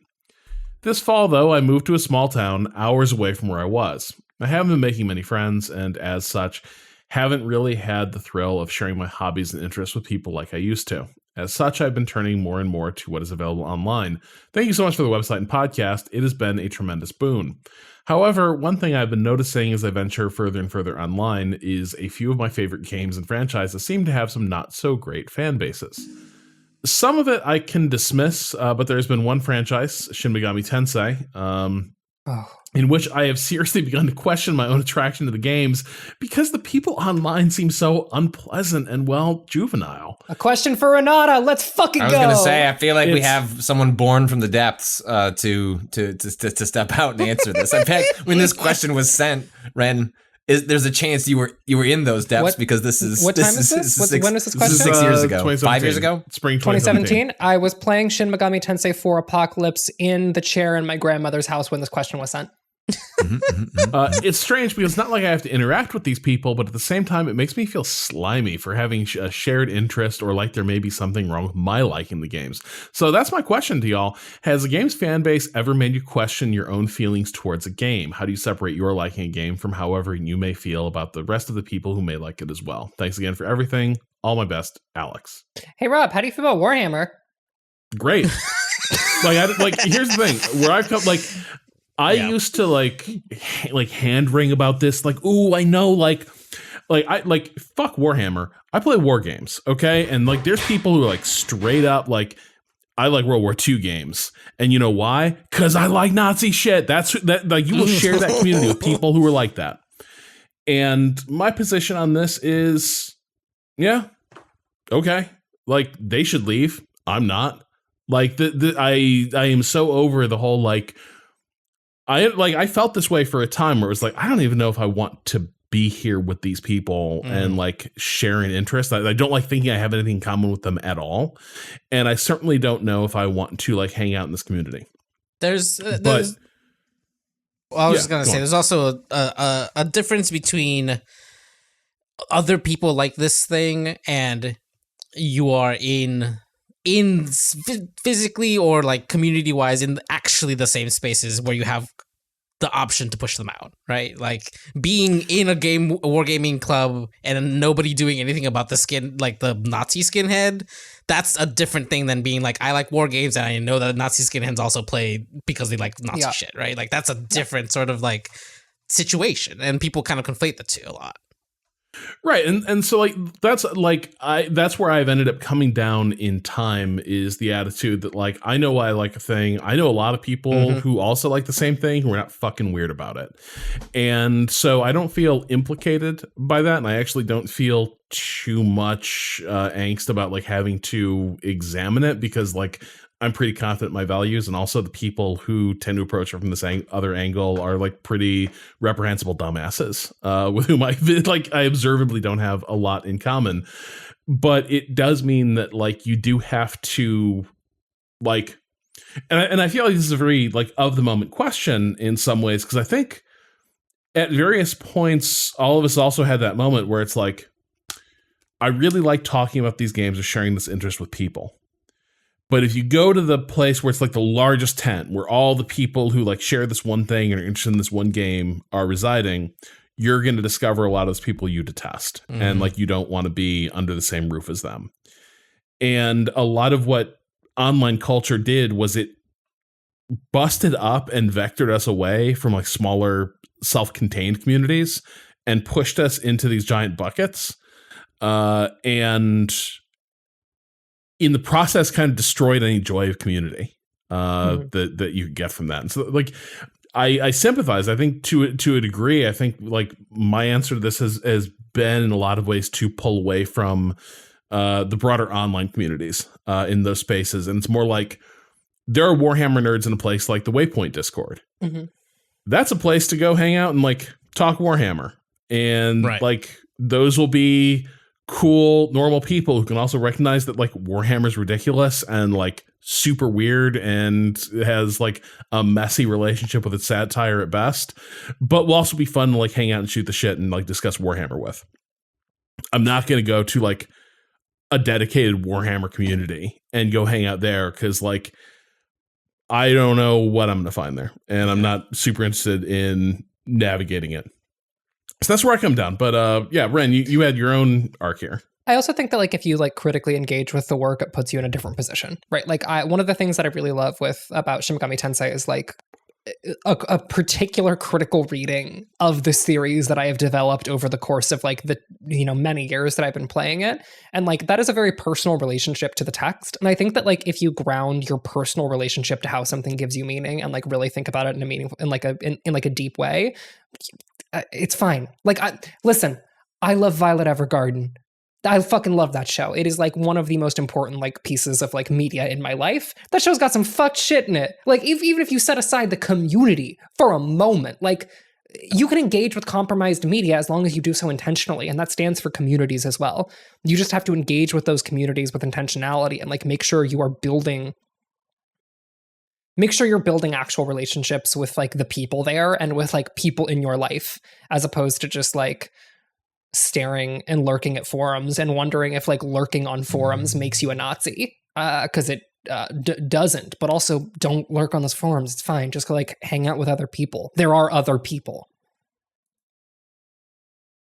I think the last thing I'll say on this too is like it is worth paying attention to like who is running those communities. Like I use like a community that's like really formative for me was like a wargaming community, but the thing that like started to really push me away from it was as things started to get more pointed and like the disagreements among forum members started to get harder to sort of paper over, it was clear that like the reactionaries had way more latitude to act out on the forum.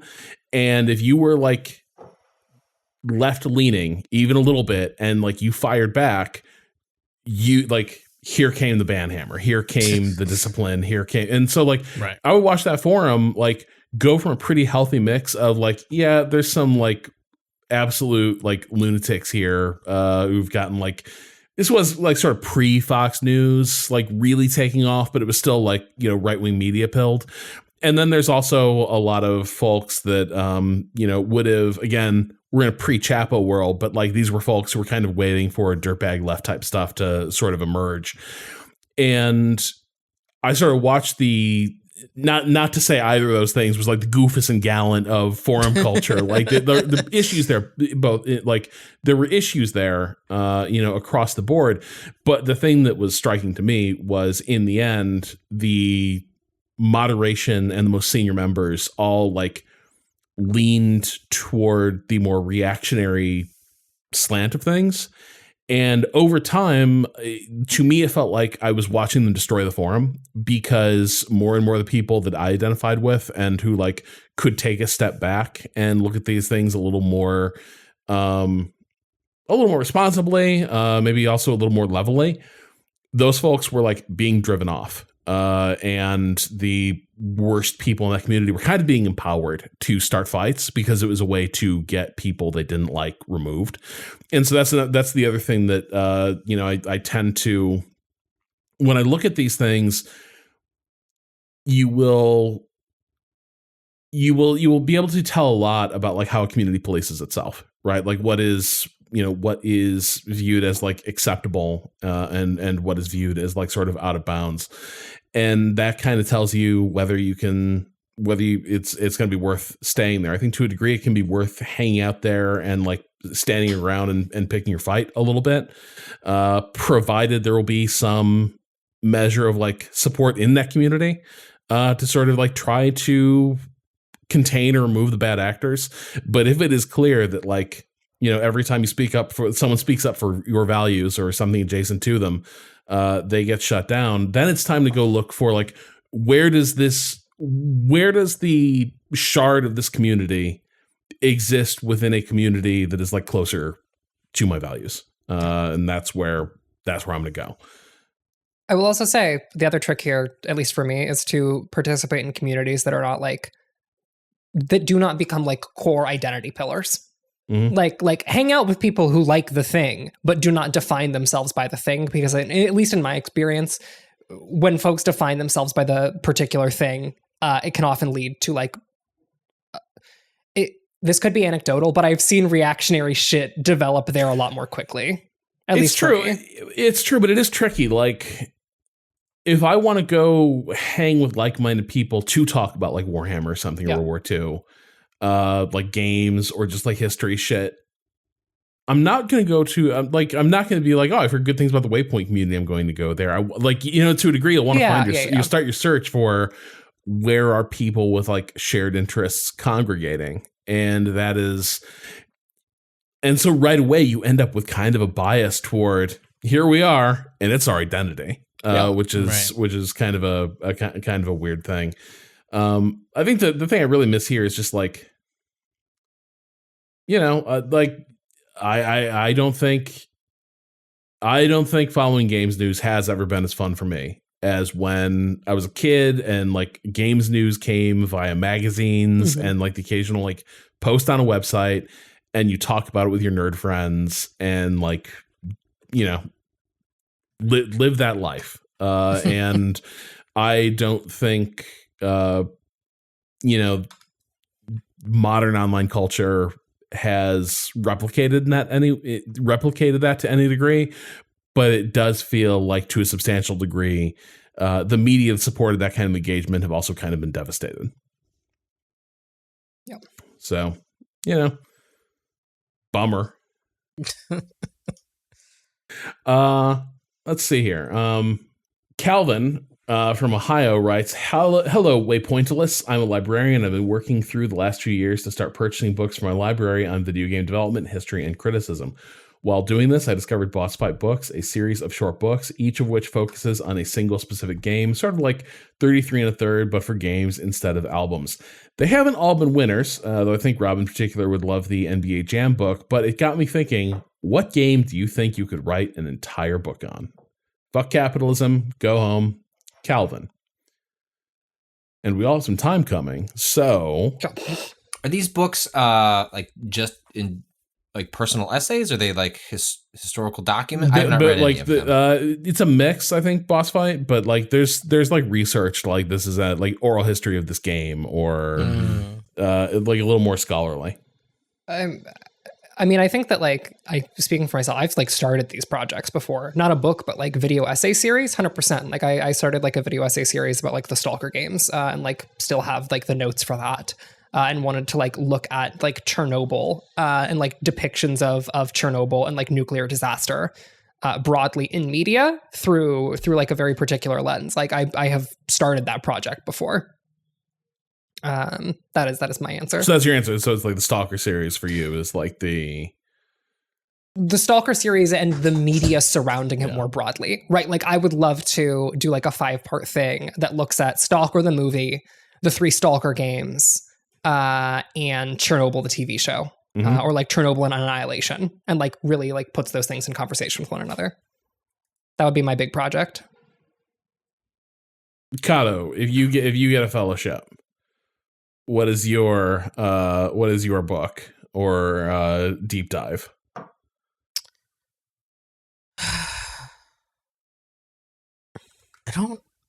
I mean, it feels ridiculous to say because it's probably been done to death already, but Metal Gear, like something has always like called to me about the fucking turns that series takes. And I would love to spend more time kind of examining that, but it does feel a little bit like there has to have been so many essays, books, whatever written on that thing already that exists. People always read more about Metal Gear though, is the thing. Like it is that kind, like, you know, I mean, it is that kind of series where I don't know that you hit. Well, a and reality keeps necessarily warping in weird ways. That, like how you would regard Metal Gear changes every decade. God, yeah, fucking memes. Am I right? He said it. Meme gene scene. Stupid. Patrick? It was funny because I was looking it up. I was like, did someone do this on Boss Fight? And they did technically. There's technically a book about Spelunky, but it is written by Derek Yu, and it is an autobiographical book about Spelunky. So I think my answer still fits because I think there's so much. Well, one, I think Spelunky, for, you know, by my measure, is like probably as close to like a perfect game as I can imagine. I think it is more or less like untouchable. And like a lot of that fueled why I was like broadly disinterested in Spelunky 2. It's like I didn't need it. I'm good. Like you did it. You made the masterpiece. But Spelunky, I think, arrives at like a really interesting time as a game because it is a game that introduces an enormous amount of friction for players at an era in which there is a lot of hand holding happening in a lot of like more on the big budget style of video games. But it is very much like this is like Gears of War, right? Like this is an era in which like, hey, we made the big set piece. Like you need to see it. We don't want you to die. Like we need you to hit the Y button so like the camera will focus on it. Cause, and so it arrives it arrives around the same time as like, you know, Demon Souls, Dark Souls, like in which there is a sort of like differing, like, no, we don't actually have to treat players this way. That aligns personally with like the kinds of games I was playing, games like Spelunky and Dark Souls, fundamentally changing my own approach to the kinds of games I appreciate. You know, you have the whole Xbox Live Arcade and what that did for like raising awareness and appreciation for certain styles of games, making them commercially viable in a way that they weren't necessarily before. So there is a lot in Spelunky that I could explore personally, and just like what that game like represents like individually and sort of collectively for like a very specific moment in time for video games. Yeah, I'm like, God, there's so many, like, to me, there's so many things that I would like absolutely love to do a deep dive history on, right? Like, my first instinct, just because it's one of my favorite games of all time, and I don't think it's like kind of well known enough still. And also I would love to know more about its production, would be like a game like The Last Express, right? Like, you know, the decision to split off the physical acting from the voice acting because you're using rotoscoped animation has always struck me as a fascinating one. That like they were like, we're going to cast the people who look perfectly like these characters, and then we're going to get the voices from another source entirely. The fact that like, you know, game consumed a tremendous amount of budget because there was so much like we are going to lovingly recreate and recover like Orient Express like rail cars from the period to try and like you know, get across what this world looks like. The fact that the adventure unfolds in real time, and so it has to windows possibly have to open and close in real time for puzzle solutions to work. Like stuff like that, I think kind of fascinates me. That would probably be like the easiest project I think that I could like sort of pitch and run with. Yeah, though I think like the other thing that I would be like strongly tempted to do would be like a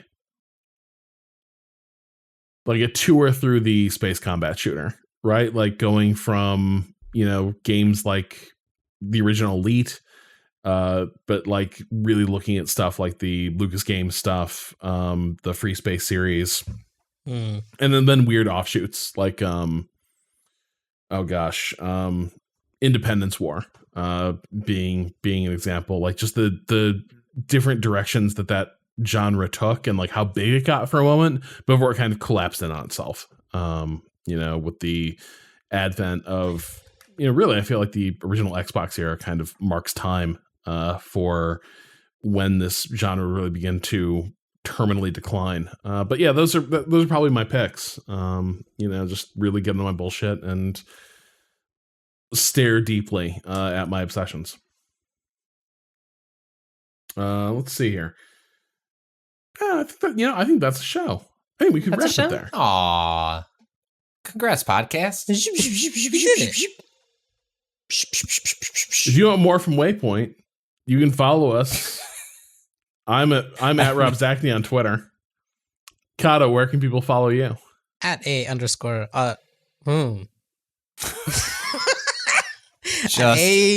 @A_Kato_ appears.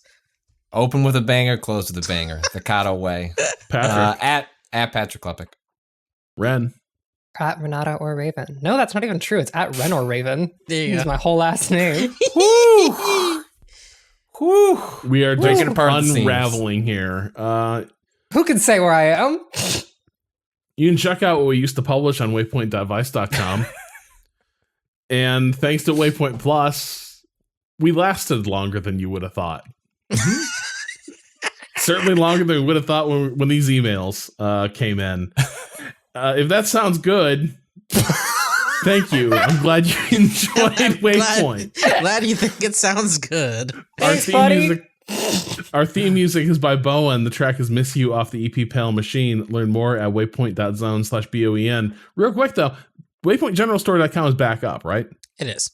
And people can just order. And People that's just that's order. fine. They should just order. They should just order. People are like, should I order? Am I like ruining your guys' lives by like ordering stuff right now? It feels kind of weird.